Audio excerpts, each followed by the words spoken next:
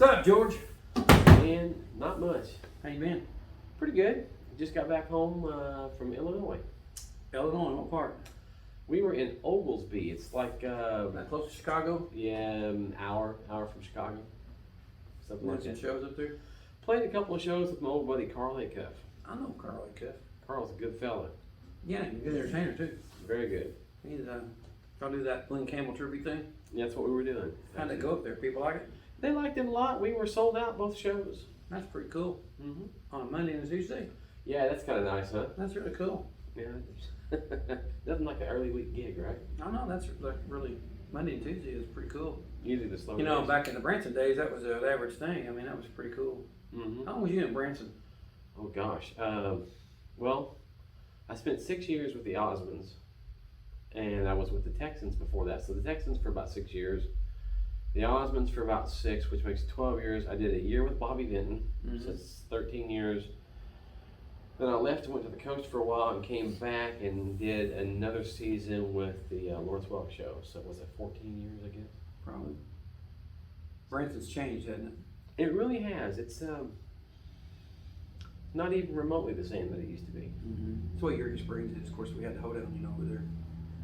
We were there, I was there 20 years. I went to work there. My first year was in 1993 at the Ozark Mountain Hoedown. Then in 2001, of October 2001, we bought the hoedown ourselves. And then we sold the theater and the property and everything out in 2014. And then your buddy Carl Acuff Jr. come in there in 2014. He did a season there. Okay. He leased the theater out from the owner, and they did a season there, I believe. And but yeah, Eureka's just that whole market thing, you know, with theaters and stuff. It's different than it used to be. Yeah, I think the thing about Branson that's interesting though is that the show traffic is not as heavy as it once was, but the overall traffic is still really heavy. Yeah. Oh yeah. They're there for shopping, lakes, all Yeah. kinds of touristy things. Well, the same thing with Eureka. I mean, Eureka's still a tourist town. It's like a 3-day, Thursday, Friday, and Saturday kind of thing. And they're still coming. They're just not coming for the shows. There's only the hoedown is the only thing really over there left. And I think they're doing 2 or 3 days a week. You know, I'm not sure their schedule. You might go to check out the website, but they're still running over there. It's just not the same. You know, the Great Passion Play is still running. You know, back in our day, that thing was the Great Passion Play was sell out 4,400 seats a night. Oh yeah. You know. Well, with the Osmonds, we sold out 2 shows a day. Yeah. How long was you with them? It was 6 seasons. I started with them the last half of '92 when they first opened the theater. Right. And so I went in. In fact, it was a surprise for me. I didn't know they were hiring me as the band leader. Oh, really? I went in just thinking I was going to be the fiddle player, and I got there and they informed me that I was the band leader. I said, "Oh, okay." And that's pretty cool. well, but you're also the arranger. That's even better. So, and they handed me a stack of old videos from the Donnie and Marie show, Right. and they said, "We need you to write all the stuff out, write the sheet music for all this for the band." So that was the start of my arranging career, which I've written for a lot of people now, like Andy Williams and Bob Hope and Right. that kind of stuff. But that started it for me. And you was with them how long? 6 years? 6 years. With the Osmonds. Good folks, actually. 2 shows a day. Mm-hmm. 6 days, 5 days? What was you doing back Well, then? we 4 did days? 6 days a week at first, and then later on, probably, oh gosh, maybe 3 years in, they started taking like a month off in the summer, like Right. July. Right. They were bringing Legends in concert in, and we played for Right. them while they were Right. there. Legends is where people would come in and do like an Alan Jackson. Mhm. It's before the tribute shows, really. Right. It's kind of a tribute show, but it basically is. Yeah. I guess, you know. I call it the mother of all tribute shows because it's It got is. everybody in it. You know, Yeah. they've got like 30 something different artists that they portray. They had one of the greatest Michael Jacksons, or they did, and the guy that did Michael Jackson was incredible. Well, my favorite Elvis impersonator was a guy named Greg Miller. I think he's still the best I've ever seen. Greg Miller. And he works for Legends. That's where I met him at, actually. Good guy, too. Branson, Missouri. Mm-hmm. So they'd come in and do a month Mm-hmm. during your stay with the Osmonds. Right, and we did a lot of those, like the Children's Miracle Network telethon. Oh, yeah. We shoot telethons there. Usually for the telethons, we'd have Donnie and Marie both come in. Right. And of course, George and Olive Osmond, the parents were there. Right. They actually had a little house just right around the corner from the theater. And we'd see them every day. That's pretty cool. They were nice folks too. You got any stories you could share with us about Donnie Marie? Anything good? Not really. Well, there was one that was pretty funny, actually. We had a pot-bellied pig on the show, right? It was part of the Magic Act. It had like a little magic thing. And so the brothers, you know, Merrill and Jimmy and Jane, all of them, they were out singing. And Marie is a kind of a bit of a prankster. So she took a wireless mic and went back there. I think it was her that was doing this, was back there letting the pig in the pig cage oink at the mic. And it was coming through the monitors while they were singing. She's got a great personality. She's funny. Yeah. That's pretty funny. Oh, and we pulled a prank on all of them actually once. Merrill is another prankster. So we had decided to pull a prank on him, and one of the guys, a guy named Lauren, knew the owner of the Wild Animal Paradise. So he asked him, he said, can we borrow some kind of a large, scary animal? The guy said, I got just what you need. So about an hour before the show, we're backstage, and the guy walks in with a Bengal tiger on a leash. That's good. And that thing's as big as that cabinet right there. That's a big kitty cat. It's like a 500-pound cat. Yeah. So he walks in the back door with that cat. And they had this thing where they would put this girl in the cage, they'd cover it, spin it around, pull the cloth off, and there's a pig in there. That's what the pig was for. Well, this night they pulled the cloth off, and there was a Bengal tiger in the cage. And the funny thing about it is the audience was like, "Oh wow, look at the big tiger," and it scared the cat, and the cat roared. Oh wow! You've never heard anything so loud in all your life. Yeah, creepy. And I thought Jimmy was going to wet his pants. He tore off running one way, and Wayne tore off running the other way, and Merrill was laughing hysterically. So it was a great time. I bet that was scary but funny. We got pictures. Do you really? I'd like to see those. Yeah, there's some pictures that exist of that. My dear friend George Mason, for you guys that don't know, this guy's an incredible musician and good buddy. How long have we been friends? Since the 80s. Oh gosh, well we met through Jack, right? Well, no, we shouldn't put that out, really. You don't think so? No. Nah, Jack's our old buddy, man. We met through Jack Robson, our good friend, and he's in Alabama and Florida. I met Jack when I was 15. Me and Jack played a lot of music together over the years. He's at Floribama now, entertainment director at Floribama, correct? I believe so. He's entertainment director down there, I believe.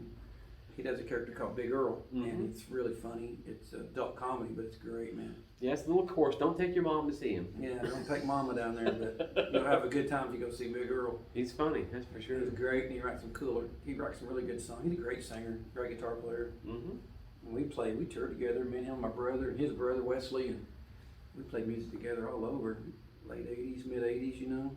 Well, my first major artist gig was with Tommy Overstreet, and if it hadn't been for Jack, I wouldn't have gotten that job. Yeah, Tommy Overstreet. Was that when he was in Branson? Yeah, he was living up there, and Bob Millsap had the Ironside recording studio. I remember Bob Millsap. He produced a bunch of gold records back in the day. He sure did. He's a Nashville guy, and he'd opened the studio, and Jack was going to cut a little 45. It tells you how long it's been. Right. 45 records. Must be, for you kids that don't know, that's one of them things about that big around. It's got a circle in the middle. Yeah, look it up. Yeah, it's like a larger version of this. Yeah, like that coaster right there. About that much bigger. Yeah, it's a 45. Not like a pistol, but a 45. Right. Single. And but we cut that track, and Millsap liked me, and Jack had to actually take me to the studio. I was too young to drive. Right. So I rode up there with him in the car and played 3-part fiddles on that track, and we did 2 songs. And I guess, Gary Smith was running the board that day. So Millsap was producing, and Gary was running. Great sound man. Oh yeah. And one of the best in the business. He's running a mastering studio over in Eureka now. Cool. I need to hook up with him for my stuff, you know. He's been doing all mine for me. I know. I listened to that last single he did for you. It was really good. Yeah. It sounded really good. Oh, thanks. Taking a chance, trying to sing. You're a good singer. You're a great singer. Yeah, it's one of those things though I never really did as far as like being an artist at singing, and so you always second guess yourself. Right. You wonder, because fiddle playing is what I've always done. So you can hand me a fiddle and I can walk into any situation. I'm really comfortable, classical, jazz, rock, whatever, doesn't matter. But as a singer, I haven't really been tried in the fire, as they say. Right. So you don't have the courage. You ever tried the metal dancing? You ever tried that? No. That would probably be pretty good. You think? Might be a short show, but it might be good. So they boot me out. I don't know, Have to bring your own pole. Yeah, bring your own pole. That's it. But that's cool, man. I mean, yeah, and you're a great singer, great songwriter, and great musician. You have your own studio I do. at your house, and it sounds really good. I started with a little project studio, and it's kind of grown. I first put it in just to do my own stuff. Right. I've got one like that at the house. I kind of do my own stuff. Well, you know. Right. And now I'm doing a record for a guy this week. That's kind of how it worked with me. I got Yeah. into doing projects for other people Yeah. So it works out and good. producing records. Mm-hmm.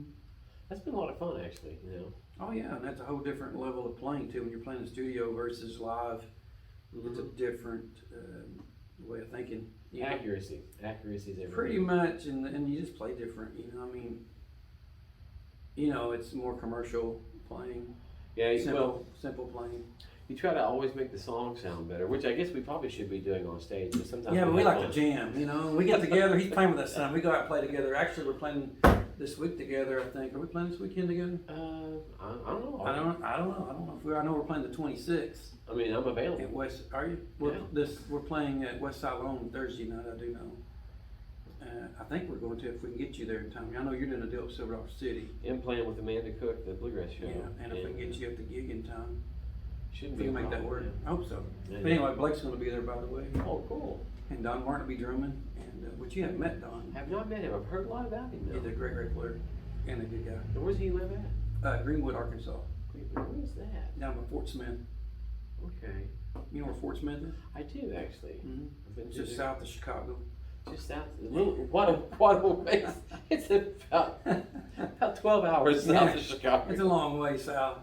Yeah, it's a smidge. Well, it's what from here to Chicago is what 9 hours. Probably hadn't been in Chicago in a long time. We'd go to Denver before the virus here. We'd go to Denver. We'd play in Denver probably 4 times a year. We'd make 4 trips out there. Man, there's a cool jazz club in Denver. It's called El Chapultepec. How about that for weird? That's the name. It's I've got a shirt at home.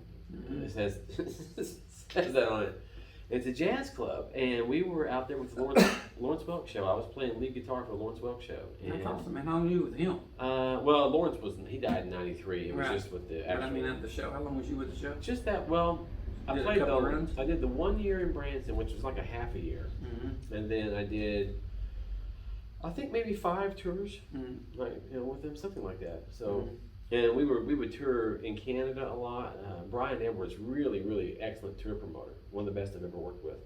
He would put those shows together for us, and we would tour. And That's cool. but we played in Denver, and I know me and Rob McHendrick and John Lang were in the rhythm section. Rob's a killer drummer, and John's amazing bass player from New York. And we'd all after hours go take off and hunt up jazz clubs and Right. have some fun. You've done quite a bit of stuff in Nashville too, haven't you? Done a good little bit here and there, some session work, and of course my daughter lives just south of there, Murfreesboro, so I'm down that way a lot. That's awesome, man. So And you're on tour with you're doing some stuff with a bluegrass lady by the name of Amanda Amanda Cook. yeah, Amanda Cook, she's Yeah. there's 2 Amanda Cooks. There's a bluegrass singer that I work for, and then there's the gospel singer, which Right. is a Canadian girl. Right. She's really good and very popular as well, but she doesn't do bluegrass. Right. Yeah. Well, that'd be a good show. You guys are gonna be at Silver Rock City Next week. week, 25th, 6th, and 7th. Yeah. That's the reason why he may not be with us at West Side Long, because he's playing an afternoon show at Silver Rock City. So I don't know if the time was gonna allow it to happen or not, but we're gonna see because it'd be a lot of fun, you know. Yeah, and I'll try to drag the bass player with me too. Yeah. Just to have him hang. Heck yeah, we need a bass player. My brother plays bass with us, Yeah. and he's not very good. He's only one of the best in the business. He's great, isn't he? He's a great player. Man, it's hard to beat. You got to have a great rhythm section. I mean, Mhm. you know, people ask me all the time because I play guitar, you know, and people ask me all the time, "Man, you're a great player," and da da da. But they don't realize it takes that foundation for what me and you do. Absolutely. Or Blake, you know, the guy plays fiddle with us and his guitar. Some on some shows, it takes that foundation to be able to, you know, turn loose and play. You know. I mean, it was kind of funny that you mentioned that too, because like as a teacher, because I've been teaching for 30 some odd years, Right. and teaching guitar lessons, because I would do that a lot too. The one thing that kids are never really interested in is how to play rhythm, and it's so Exactly. extremely important. Very much so. Because you try to tell those kids, look, man, you're going to be spending most of your time playing rhythm. Exactly. I did a video on, you know, of course I'm a chicken picker, as you know, Mhm. but I did a video on my Telecaster page here that Telecaster guy's page, and it was about chicken picking rhythm. And man, that thing got a lot of views. Mm-hmm. But a lot of people were interested in it because they don't think about that, you know. But I get more people talk to me more about that than actually playing solos because they like that feel, Right. that groove thing, you know. But it's rhythm is all it is, you know.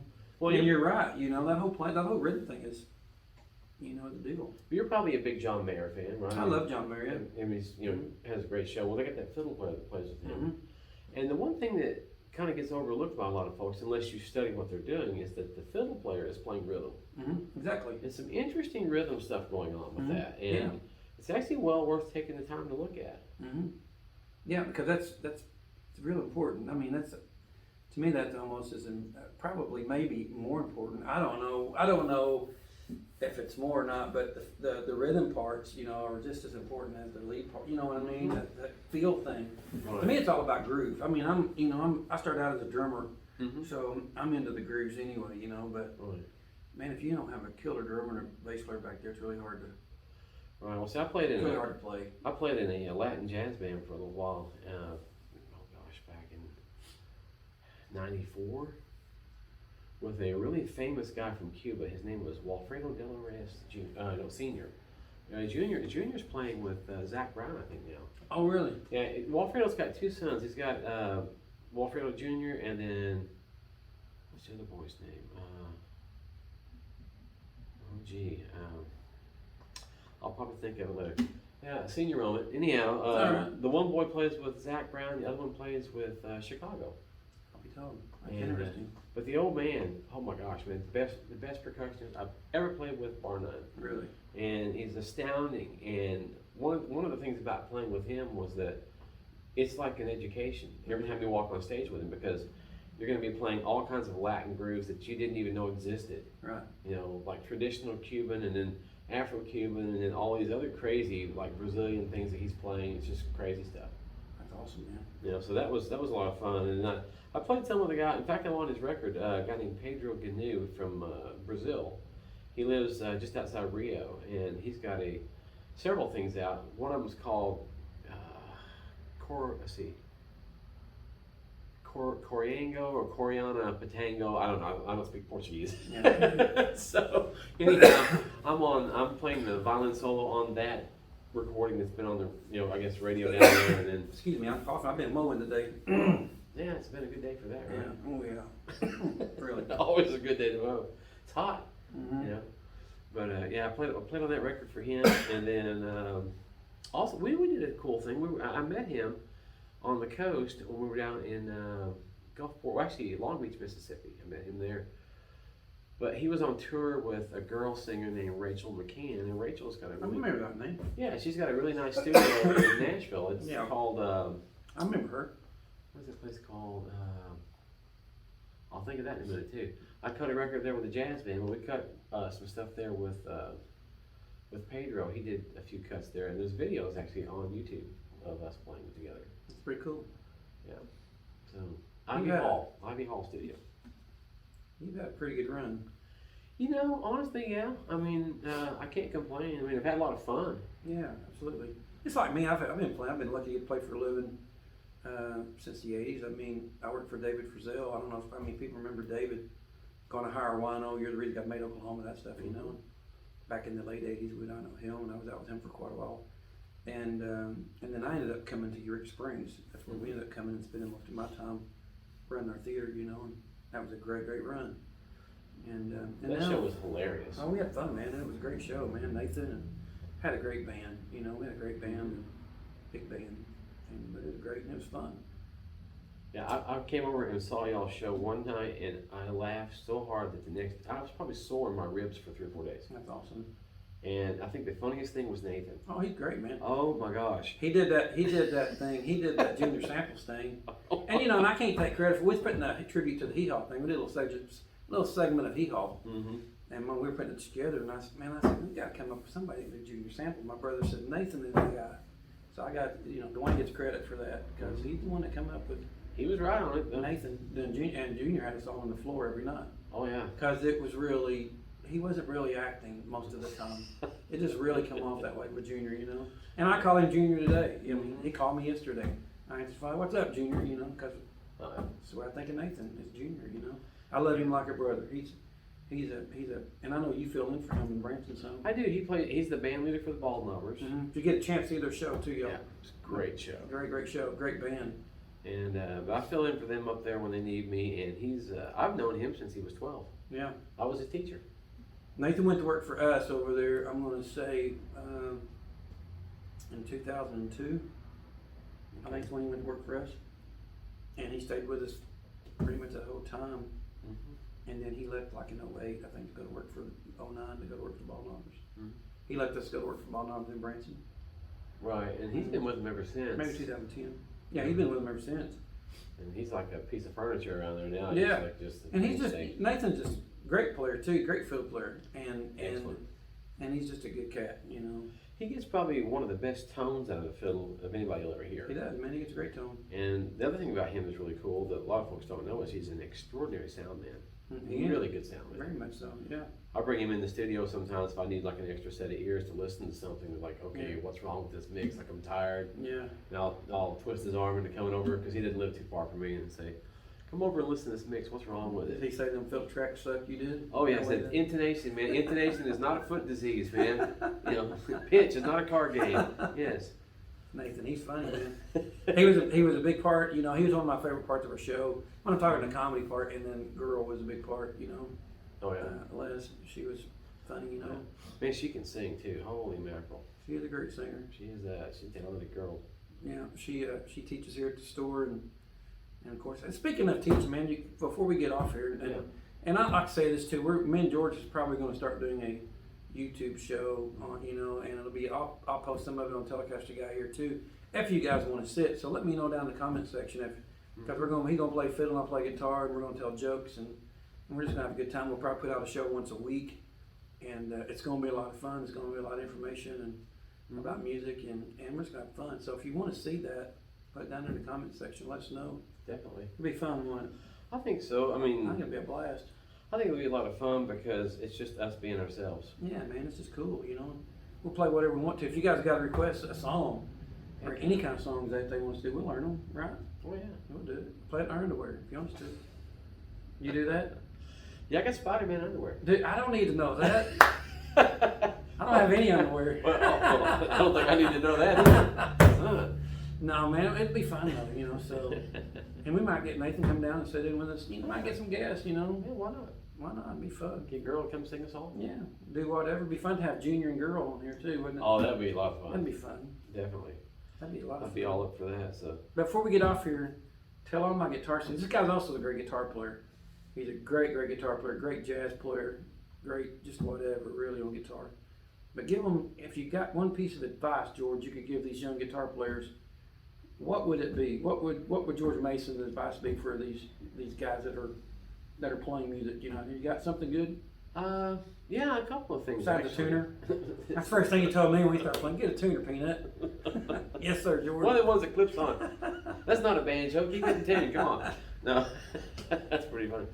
I think the biggest thing as far as is just becoming a good guitar player. There's a couple of things. Don't be afraid to learn how to read.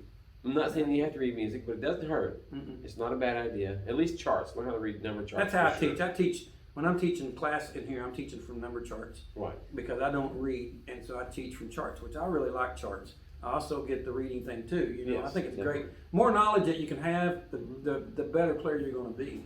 Right, and then I think the other thing is what you had said this today, and you were so spot on. Play from chord shapes. Yeah, play from chord shapes. Don't worry about modes so much. I mean, it doesn't hurt to know them. It doesn't hurt to know what they apply to. If it's Locrian or Dorian or whatever, Phrygian, Lydian. Mm-hmm. That like if it's a 7 sharp 11 chord, it's going to be the one specific mode.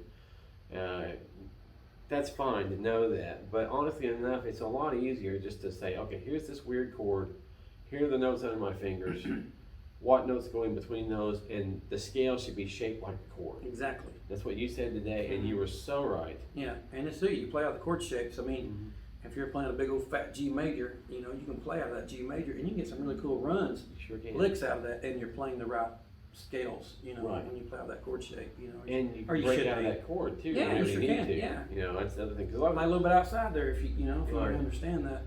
you know. Yeah, well, I see that stuff all the time though. A guy will be like, especially if he's a young guitar player and he's kind of green, and he's playing along. He wants to play a fill. He's got this chord under his hand. He doesn't know what to do. I'm like, well, it's right there under your hand. Exactly. Play a lick out of that chord, Exactly. and then fall right back into the next chord. So much easier than trying to figure out, I want to jump over here and play this lick. No, just play something out of the chord. Right. And do you think scales when you play? I don't really think scales. When No. I'm playing a song, now you're more the jazz type, so you may in the jazz world you may think scales. I don't know. But when I'm playing southern rock or country music or whatever we're doing live, I don't really think scales, you know. But I've been doing it a long time, so I know that neck very well. Well, I did something a few years ago, and it was funny. This is one of those things where you have like a stroke of genius, it's like something happens and it sinks in your skull, and you think, I'm not smart enough to have figured this out. So somebody must have shown this to me, right? Right. I had a buddy of mine give me some of the Aebersold recordings, and they were on vinyls. That tells you how long ago it's been. It was vinyl records. Right. And I would sit there and listen to the chord changes without even playing over them. Just listen to it. Just let my mind absorb the sound of those chords. Right. And it was funny that I would sing ideas, you know, and the big thing is play what you sing. So you'll hear ideas that'll pop into your head that you would vocalize. And if you can take those vocalized ideas and then play them, it'll expand out what you're doing so much. Oh yeah, and it's real commercial sampling too. Yeah. Very much, you know, or it should be really, I guess I should say. But yeah, that's really, it's really good information, you know. Very, very good. Well, thanks, man, for hopping over to the store today. Yeah, thanks for having me come by. Can't wait. I hope you guys start tuning into the show. I'll start sharing this stuff on my Telecaster page. I'm sure George will have an outlet on his social media when we start putting this out. And we're going to start shooting this thing, and we're just going to have fun in the store. We're going to play. He's going to have his fiddle and guitar, whatever he wants to do. I'll have my guitar out, probably my Telecaster and maybe acoustic guitar. Sing a few songs, pick a few songs, tell some jokes, maybe a little information about playing, and just having a good time. Yeah, definitely. Thanks for coming in, buddy. Thanks, man. Appreciate it. See y'all.